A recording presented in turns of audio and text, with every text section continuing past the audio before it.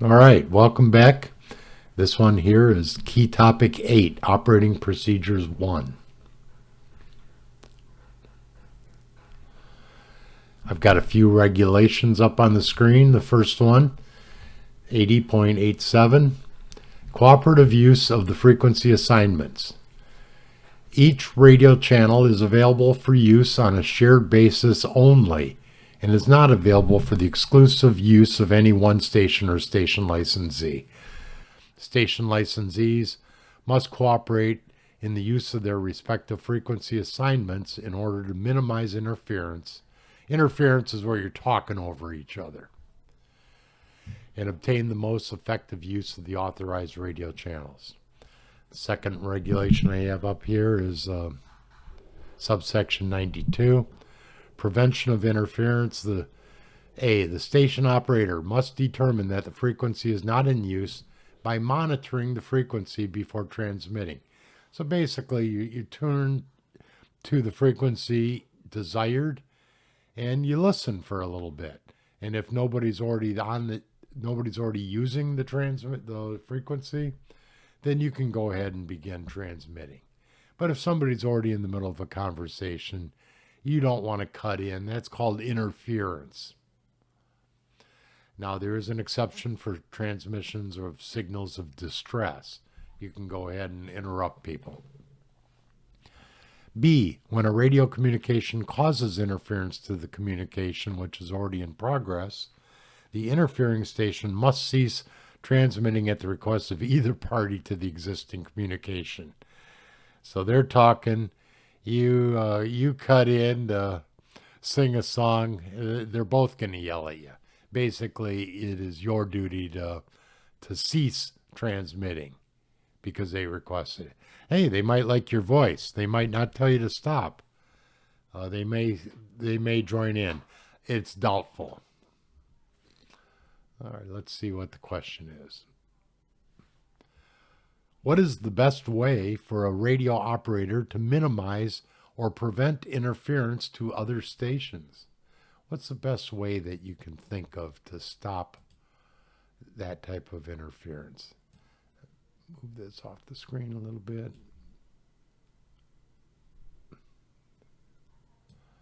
Where is it?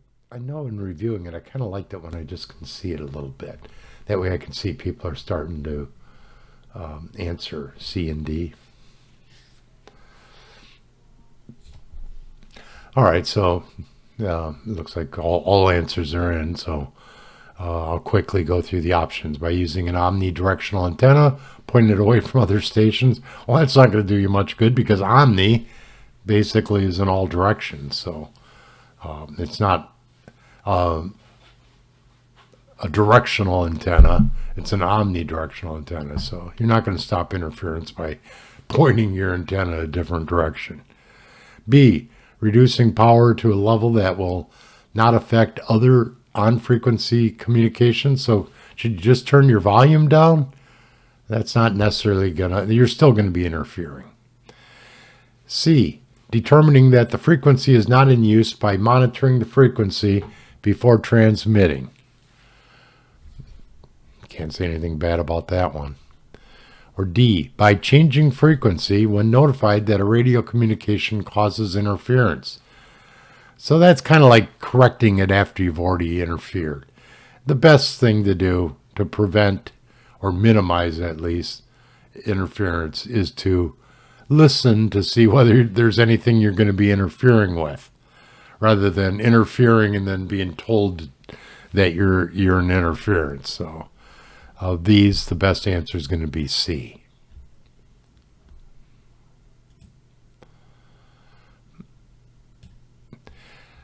Even a few watts of power used on board a ship can be heard clearly thousands of miles away. That can disrupt other radio services, maybe even masking a distress call from another ship. You may be able to only hear one or two stations, so listen a few minutes before transmitting. It's not only polite, but it's also the law. In answer A, they do point out that an omnidirectional antenna transmits in all directions. Hey, they pretty much answered it the same way that I just mentioned. All right, the next regulation we're going to look at is subsection 811. I'm sorry, well, 1111. This is radio telephone operating procedures for the coast stations. So if you're a coast station using the telephone radio and you're subject to this part, what are the limitations on calling? A1, except when transmitting a general call to all stations for announcing or preceding the transmission of distress, urgency, or safety messages. There's our DUS. A coast station must call the particular stations with which it intends to communicate. All right, so except in the cases of distress, urgency, or safety, the coast station must call the particular station and not just a general call to all stations. Let's see what the question is. Under what circumstances may a coast station using telephony transmit a general call to a group of vessels?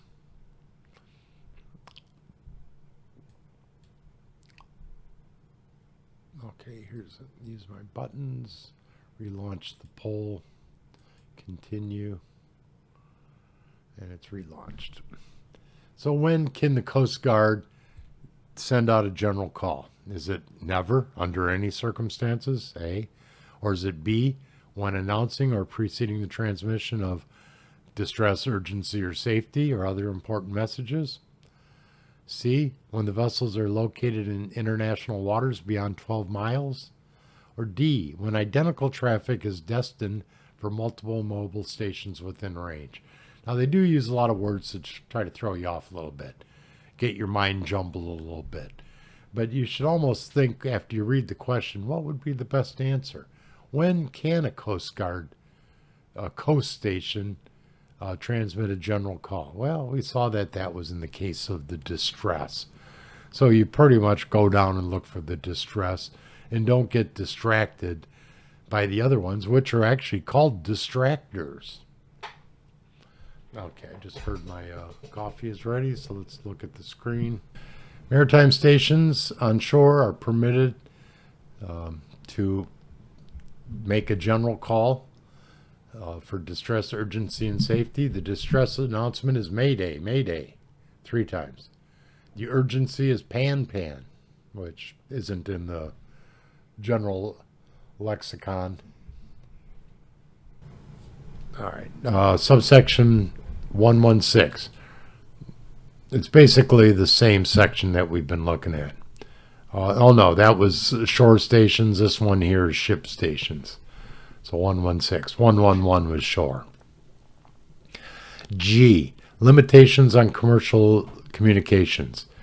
On frequencies in the band 156 to 162 megahertz, basically that is the narrow band in VHF that we use a number of our things that we covered so far. 156.8 was the international distress frequency. 156.525 was the channel 70 digital selective calling.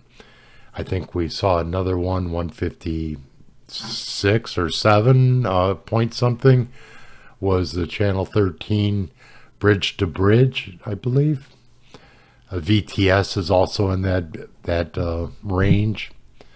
But so that's a whole range that you're going to be limited to using it for regular commercial communications. The exchange of commercial communication must be limited to the minimum practical transmission time. In the conduct of ship-shore communications, other than distress, stations on board ship must comply with instructions given by the private coast station or marine utility station on shore with which they are communicating. Okay, let's see what the question is. Who determines when a ship station may transmit routine traffic destined for a coast or government station in the Maritime Mobile Service.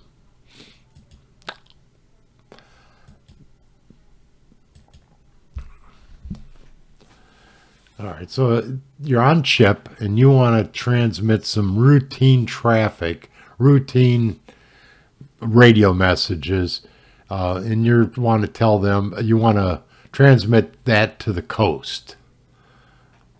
Who determines if you may do that or when you might do it? A. Shipboard radio officers may transmit traffic when it will not interfere with ongoing radio communications. Not a terrible answer. B. The order and time of transmission and permissible types of message traffic is decided by the licensed on-duty operator. So if you got a license, is it totally up to you? You have ultimate say? Unlikely.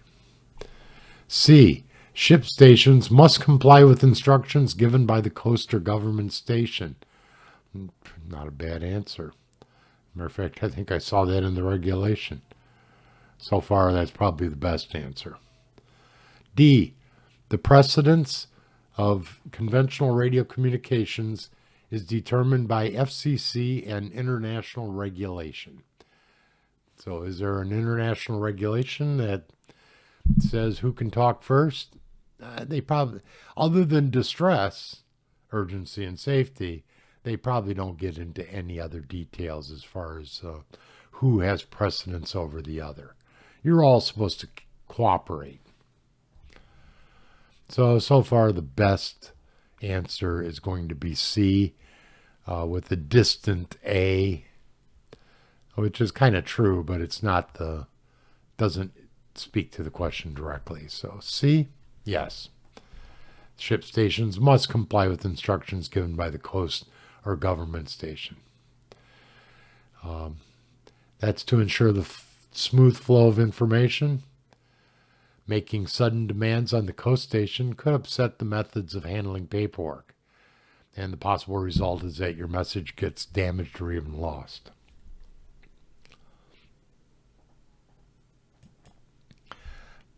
All right, everyone's correct there.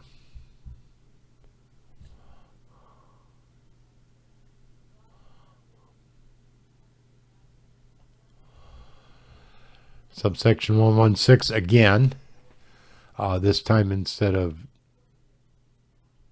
G, we're going to look at C and D. C, change to working frequency. After establishing communication with another station by call and reply on 2182 kilohertz, that's the medium frequency distress channel, or 156.8 megahertz, the VHF distress station.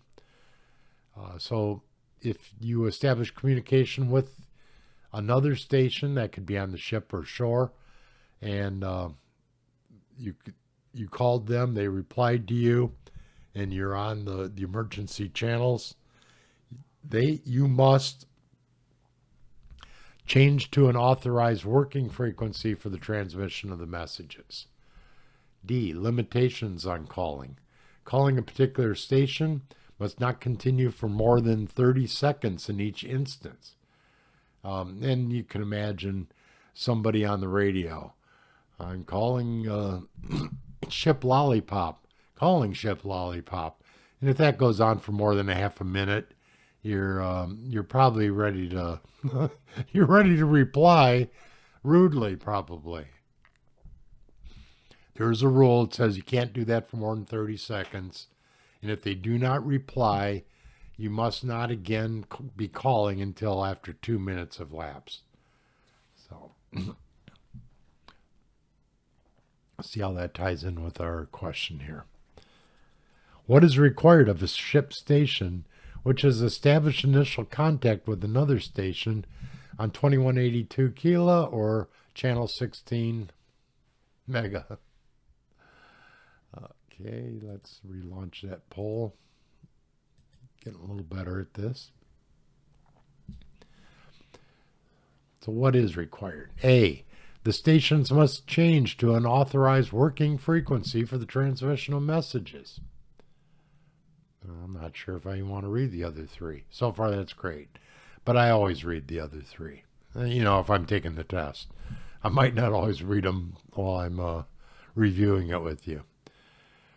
B, the stations must check the radio channel for distress, urgency, and safety calls at least once every 10 minutes. No, I believe the rule was if you're not otherwise engaged in communication, you should be monitoring the emergency channels. But that doesn't mean if you're in the middle of a conversation that you have to go back and check every 10 minutes to see if someone is in distress. C, radiated power must be minimized so as to not interfere with other stations needing to use the channel. Oh, so they're saying stay on the emergency channel, just minimize the power that you're radiating? No, that's get off the channel is was basically what A is telling you. Or D, to expedite safety communications, the vessels must observe radio silence for 2 out of every 15 minutes. No, for high frequency, I think we did see that there is a radio silence period, or if we haven't, we will here shortly. But that does not apply in this situation.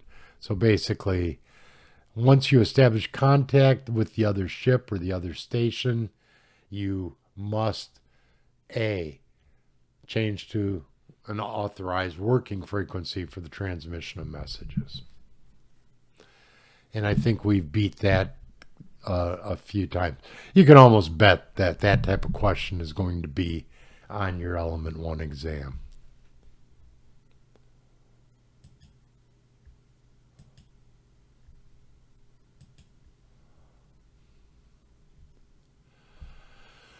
Subsection 108, transmission of traffic list by coast station. So basically a list of radio messages, let's say. Okay, we've got A and B. A, the coast station is authorized to transmit lists of call signs in alphabetical order of all mobile stations for which they have traffic on hand or messages. These traffic lists will be transmitted on the station's normal working frequencies at intervals of, in the case of a telegraph, at least 2 hours and no more than 4 hours during the working hours, or 2, in the case of the radio, at least 1 hour and not more than 4 hours during the working hours of each coast station. So they're going to do it at least every hour, and at the very minimum, at least every 4 hours. They're going to transmit a list. So you might not get a message directly from the coast station. Hey, we've got a message for you. You might have to monitor the coast station's working frequency to listen to a list to see if you've got any messages. The announcement must be as brief as possible and must not be repeated more than twice. Okay, let's go ahead and see the question. How does a coast station notify a ship that it has a message for the ship? And I think we basically kind of know what the rules are, so let's look for the right answer.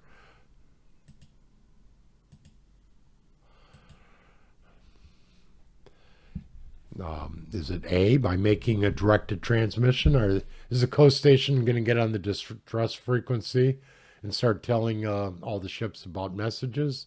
Probably not. B, the coast station changes to the vessel's known working frequency. Now, if you've got a good working relationship with the coast station, they might actually do that. But is that how they have to do it? No. C, by establishing communication using the 8-digit Maritime Mobile Service Identification. There's going to be a little bit of a discussion about the 8-digit Maritime Mobile Service Identification down the road, but that is not how they do it. It's probably not a bad idea, though. Or D, the coast station may transmit at intervals lists of call signs in alphabetical order for which they have traffic. And that was almost clearly exactly what the regulation called for.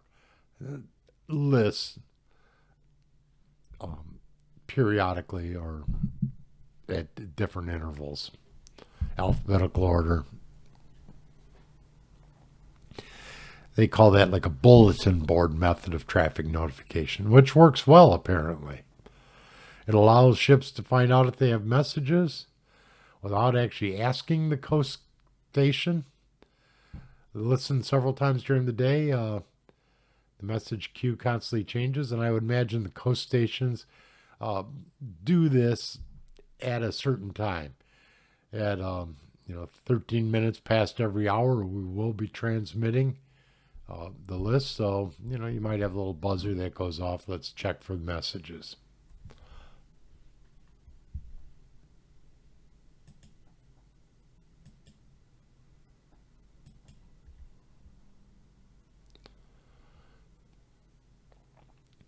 What is the priority of communication?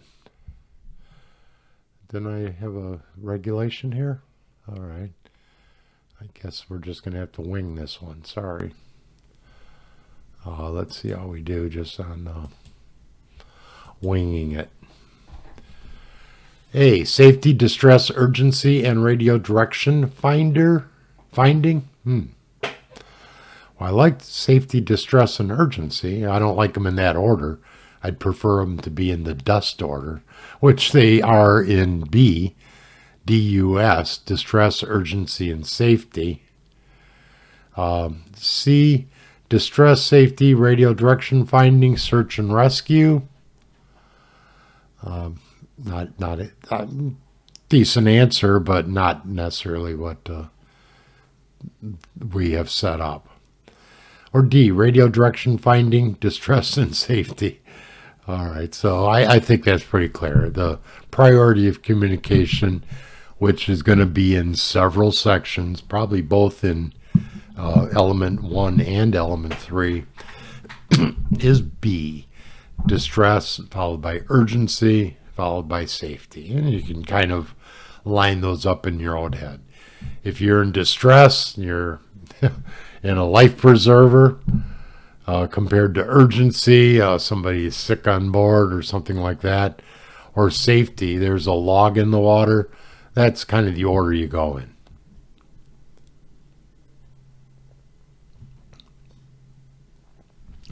They do use the DUS, dust off your logbook, and always log in distress calls.